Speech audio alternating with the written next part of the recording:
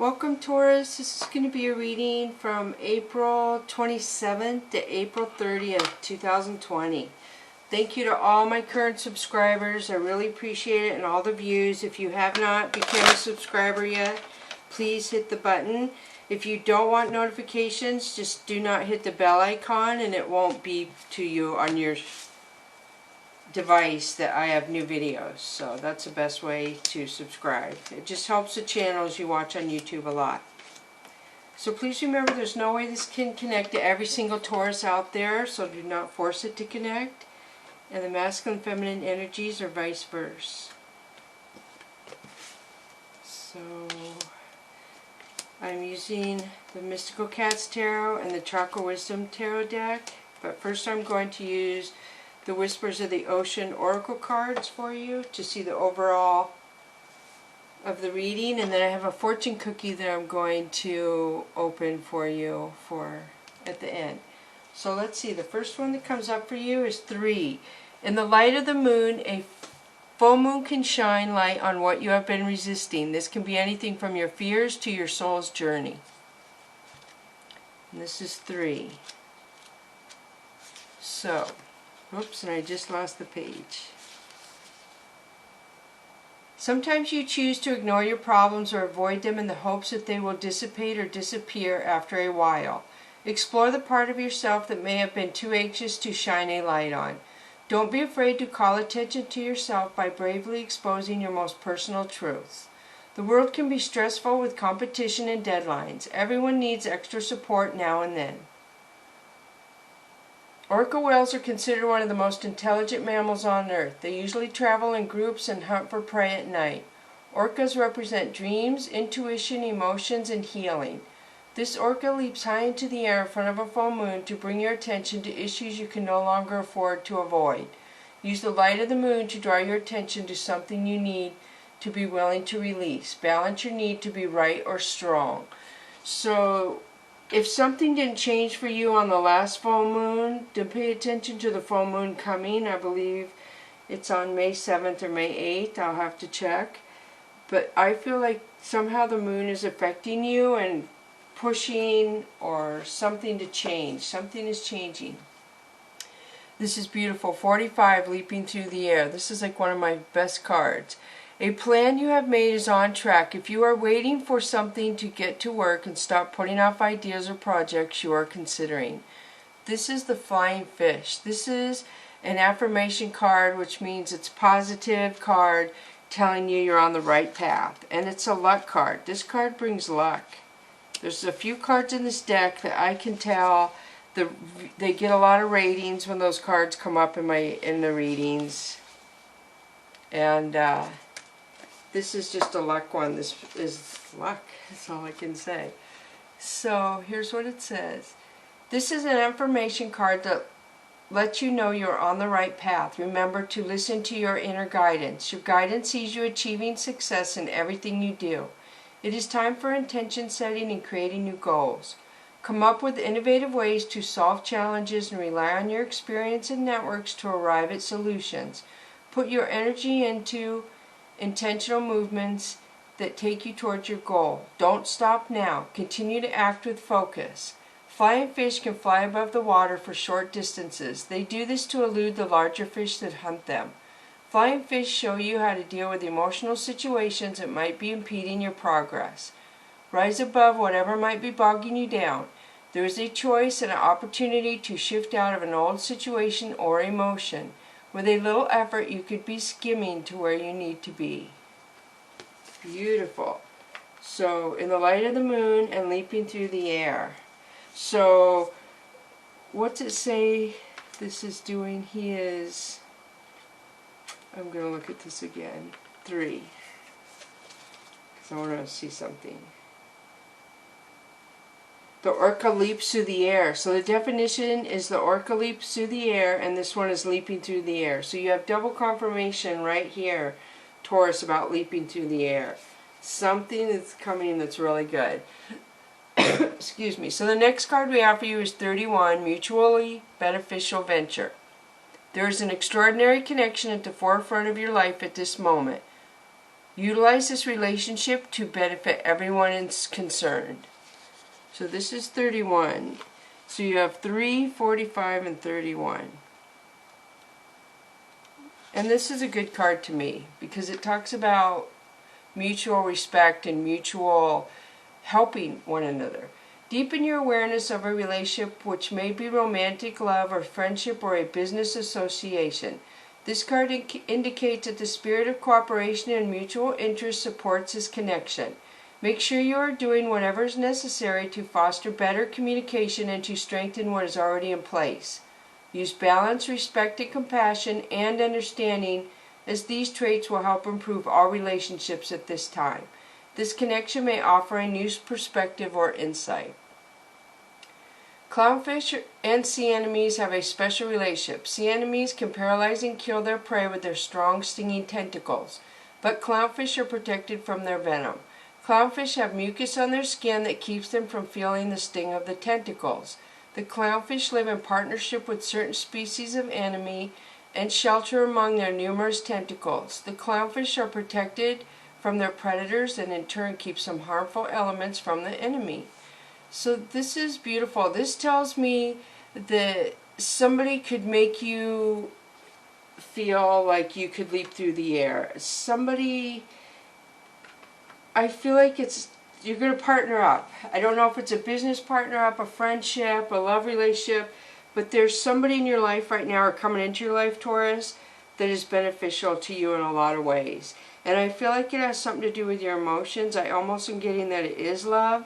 And it feels like they make you feel strong, they make you feel secure, and they make you want to do things you've never done before because of their love. And that's powerful. So I'm going to switch to the Mystical Cats Tarot deck now, and you have the Chariot. This is a new direction. This could be traveling, this could be a message coming in, voicemail, text, but this is a new direction. That's exciting, and you're happy about it. Another major arcana, Cat Magic. This says you have the power to manifest your life, Taurus. You can bring whatever you want to you. You have that law of attraction, I guess, if you will. Earth Queen. Earth Queen is somebody who's very opinionated, their way or no way. Their way works for them, and they don't understand why everybody doesn't do everything they say step by step. Fire King, beautiful. This could represent a Leo. This has to do with pride and ego. So something going on with your pride and maybe somebody stuck in their ways when the new direction comes. And Seven of Earth is waiting, and with the tree roots it tells me you're waiting on something with family. There's some issue with family you're waiting on. Sea Tom. Sea Tom is my flirt card, my player card. This is somebody who plays in and out. They go in, they come out, they breadcrumb people, and then they wonder why they can't find a relationship. So that's my flirt player card. Three of Fire. This is you asking the universe why things are going the way they are. So you don't understand why your life is the way it is. Five of Fire is people bickering and arguing around you. Lower vibrations, I feel, just getting on each other's nerves. And Death card. Death card represents something going away. So like one door closes so another door can open. And it could mean something as simple as a pattern you don't want to take into the future with you, a friend, a job. It's just when something changes that's not going to be in your life anymore. The Hermit. This could represent a Virgo if you have Virgo placement in your birth chart or around you, or this could represent clarity. To me, this is when answers come to you, and you'll just know. When you need to answer something, when it comes, you'll be like, oh, now I know what to do. So Seven of Fire, maybe you're going to get clarity with these lower vibrations. So these are people making you feel like you have to defend yourself for some reason, Taurus. Two of Earth is you having the strength and the balance to override whatever that negativity somebody's bringing towards you. Okay, this is Capricorn. You could have Capricorn placement in your birth chart or around you. This is the Demon Cat. This also represents somebody's toxic energy, a dark side, somebody not putting any positive effort or energy into something, if it's not a Capricorn around you or in your birth chart. Sky Tom. So this person just keeps being meaner and meaner. They have nothing nice to say, they're condescending, and they don't care what they do in front of you, if it hurts your feelings or not. And again, you have strength. So you have the strength and balance come out, then you have the toxic energy and the Sky Tom, and you have strength again. So there's a lot of Leo in this around you, and it's saying that you have the strength.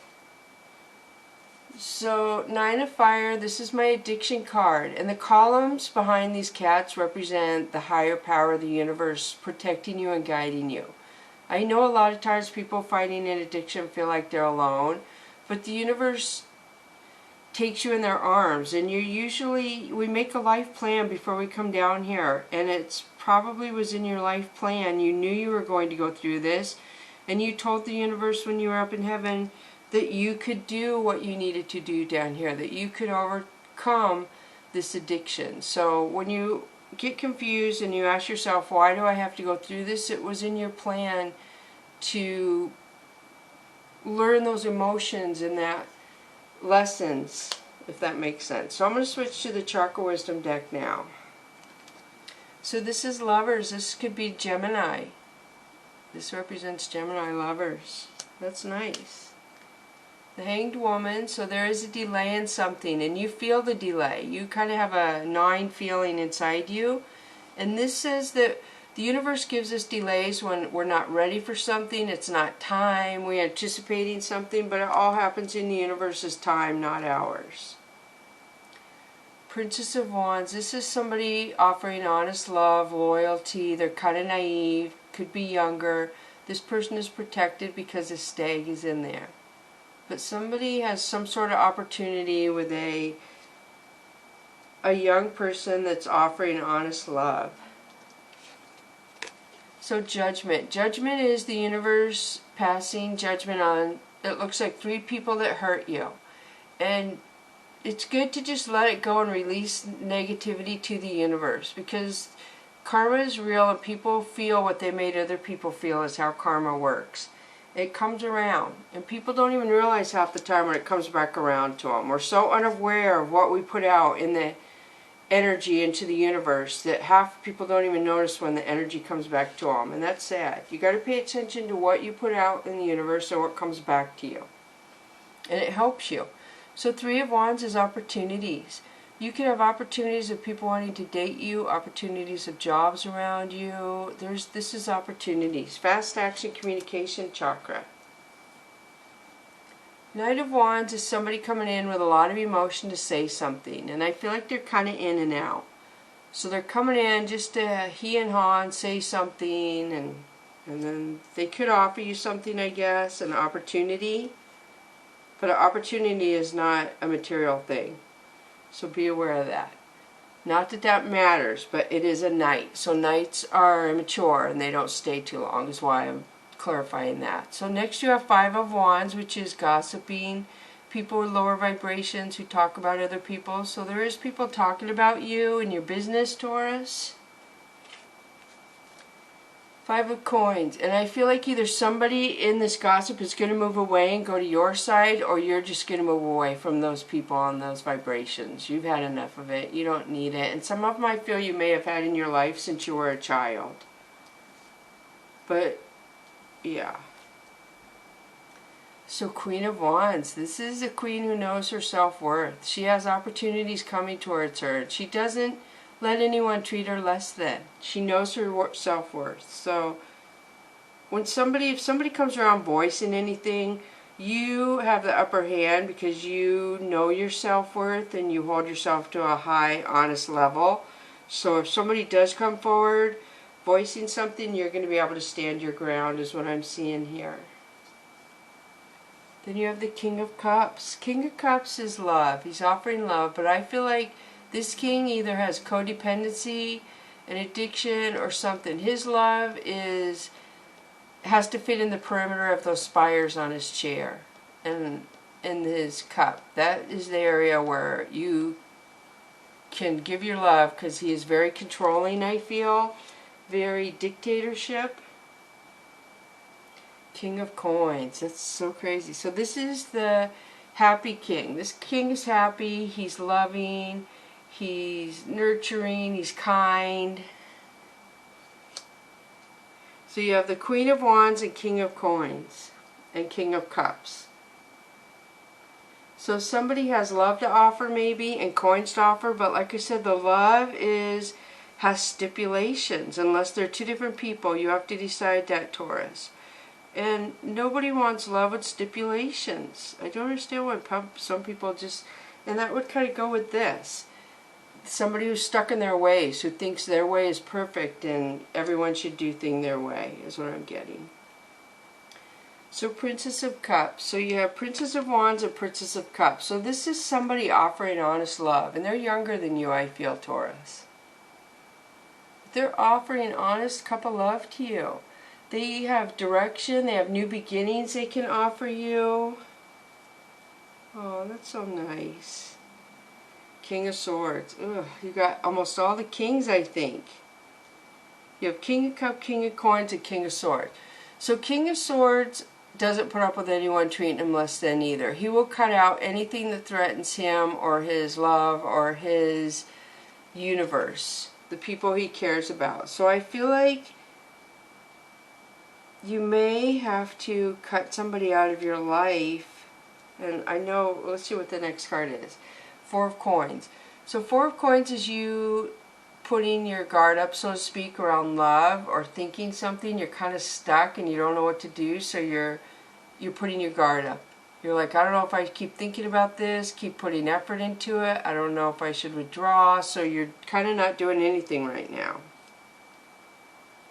So I almost feel like maybe a father figure came forward about this princess and making a comment to you. I don't know if it has to do with your money or your love for this person, but I am kind of getting that. Maybe the King of Swords is a father figure.